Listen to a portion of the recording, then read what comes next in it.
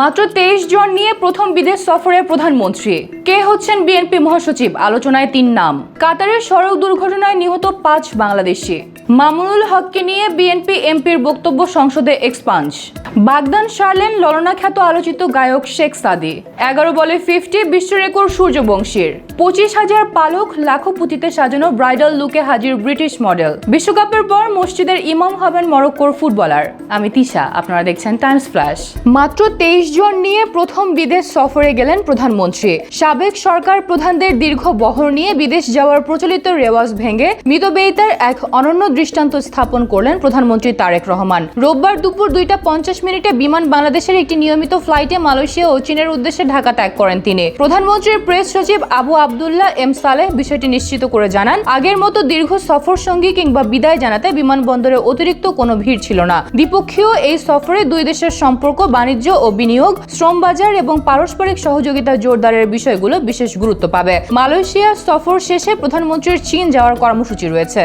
কে হচ্ছেন বিএনপি মহাসচিব? আলোচনায় 3 নাম। দীর্ঘ 1 দশক পর আগামী ডিসেম্বরের কাউন্সিল ঘিরে মির্জা ফখরুল ইসলাম আলমগীরের স্থলাভিষিক্ত কে হচ্ছেন তা নিয়ে দেশ জুড়ে চলছে তুমুল রাজনৈতিক ঝড়। 1.5 দশক ধরে এই পদে থাকা বর্তমান সমবায় মন্ত্রী বয়স ও ক্লান্তির কারণে অবসরের ইঙ্গিত দিয়েছেন। তার পরপরই ব্যাপক শোরগোল পড়ে গেছে দলটির অভ্যন্তরে। সূত্রের বরাতে জানা গেছে, 8ম মহাসচিব পদের রেসে এখন সবচেয়ে হট ফেভারিট ক্যান্ডিডেট হিসেবে রয়েছেন দলটির শীর্ষ 3 নেতা। তারা হলেন স্বরাষ্ট্রমন্ত্রী সালাউদ্দিন আহমদ, দক্ষ সংগঠক ডাক্তার জাহিদ হোসেন ও রাজপথের লড়াকু সৈনিক রুহুল কবির রিজভী। নীতি নির্ধারকরা বলছেন, বাজেট ব্যস্ততা শেষে তরুণ ও প্রবীণদের এক জাদুকরী মহাসমন্বয়ে অনুষ্ঠিত হবে এই মেগা কাউন্সিল, যেখানে নতুন নেতৃত্বের চূড়ান্ত চমক দেখাবেন স্বয়ং দলীয় প্রধান ও প্রধানমন্ত্রী তারেক রহমান।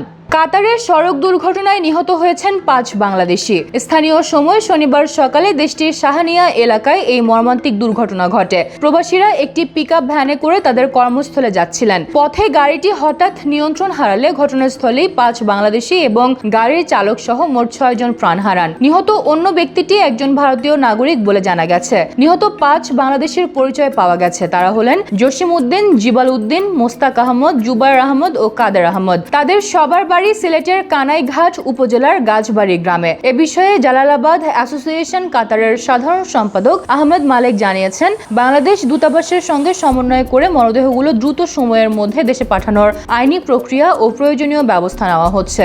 মামুনুল হককে নিয়ে বিএনপি এমপির ও নিজের মন্তব্য এক্সপাঞ্জ করলেন স্পিকার। সংসদ অধিবেশনে স্পিকার হাফিজ উদ্দিন আহমদ এই ঘোষণা দেন। বাজেট আলোচনায় অংশ নিয়ে ঢাকা 1 আসনের সংসদ সদস্য খন্দকার আবু আশফাক মাওলানা মামুনুল হকের কথিত পরকীয়া নিয়ে অনভিপ্রেত মন্তব্য করেছিলেন। এই প্রসঙ্গে স্পিকার জানান, সংসদে এসে যার আত্মপক্ষ সমর্থনের সুযোগ নেই তার বিরুদ্ধে বিরূপ মন্তব্য করা অনুচিত। আবু আশফাক ওই বক্তব্য এবং একই ইস্যুতে স্পিকারের নিজের বলা মন্তব্য কার্যবিবরণী থেকে বাদ দেওয়া হয়। বাগদান সারলেন ললনা খ্যাত আলোচিত গায়ক শেখ সাদি। জীবনের নতুন অধ্যায়ে পা রাখা এই তরুণ সঙ্গীত শিল্পীর হবু স্ত্রীর নাম সুরাইয়া আফরোজ। তিনি মূলত একজন যুক্তরাষ্ট্র প্রবাসী এবং সেখানকার একটি বিশ্ববিদ্যালয় থেকে ব্যবসায়ের প্রশাসনে স্নাতক সম্পন্ন করেছেন। সম্প্রতি পারিবারিকভাবে হঠাৎ করেই ঘরোয়া আয়োজনে তাদের এই আংটি বদল সম্পন্ন হয়। বছর কয়েক আগে সঙ্গীতাঙ্গনে যাত্রা করা শেখ সাদি ললনা সহ বেশ কিছু গান দিয়ে আলোচনায় উঠে আসেন। গায়ক পরিচয়ের পাশাপাশি তিনি শহরের নতুন অতিথি নাটকে অভিনয় করেছেন। যদিও সংশয় নামের একটি চলচ্চিত্রে যুক্ত হয়েও পরে তিনি নিজেকে সিনেমা থেকে সরিয়ে নেন। মাত্র 11 বলে 50 বিশ্ব রেকর্ড গড়লেন সূর্যবংশী। শ্রীলঙ্কা এ দলের বিপক্ষে ত্রিদেশীয় সিরিজের ফাইনালে মাত্র 15 বছর বয়সেই নতুন ইতিহাস গড়লেন ভারতের উদীয়মান বাঁহাতি ব্যাটার। ডাম্বুলায় ওপেনিংয়ে নেমেই প্রতিপক্ষ বোলারদের উপর চড়াও হন তিনি। এরপর মাত্র 11 বলে 5টি 4 ও 5টি ছক্কায় পূর্ণ করেন লিস্ট এ ক্রিকেটের দ্রুততম হাফ সেঞ্চুরি। ভেঙে দেন কৌশল্য বীরত্বের 20 বছর আগের 12 বলের বিশ্ব রেকর্ড। হাফ সেঞ্চুরির পরও না থেমে প্রথম পাওয়ার প্লেতেই 29 বলে 94 রানের বিধ্বংসী এক ইনিংসের মাথায় আর চিগের বলে আউট হন এই বিস্ময় বালক। 25,000 পালক লাখোপতিতে সাজানো ব্রাইডাল লুকে হাজির ব্রিটিশ মডেল ডুয়া লিপা। সিসিলির মূল বিবাহ আসরে চ্যানেলের হাউট কুচুরের রাজকীয় ভিন্টেজ কুইন সেজে অভিনেতা ক্যালাম টার্নারের সঙ্গে 7 পাখে বাধা পড়লেন এই পপ তারকা। প্যারিসের সেরা কারিগরদের হাতে বোনা তার এই কাস্টম গাউনটিতে 4,80,000 ক্ষুদ্র পুঁতি এবং 25,000 আসল পালক নিখুঁতভাবে বসানো হয়েছে। এর সাথে থাকা 6 মিটারের টুল বেল্টের এমব্রয়ডারি এমব্রয়ডারি শেষ করতে সময় লেগেছে প্রায় 3000 ঘন্টা। এর আগে লন্ডনে সিভিল ম্যারেজে শিয়া প্যারেল্লির মিনিমালিস্টিক সুটে ব্রিটিশ অ্যারিস্টোক্র্যাট লুকে দেখা গিয়েছিল তাকে। অন্যদিকে কাস্টম লুই ভিটন সুটে হলিউড জেন্টলম্যান লুকে বর সেজেছিলেন ক্যালাম টার্নার।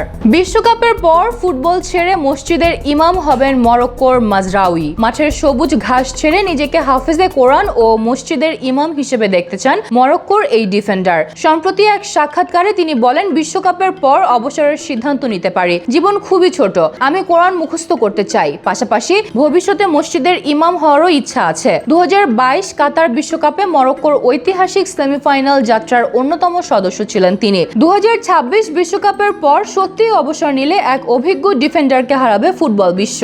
এরকম আরও ভিডিও নিউজ পেতে ভিজিট করুন BangladeshTimes.com-এ। ধন্যবাদ।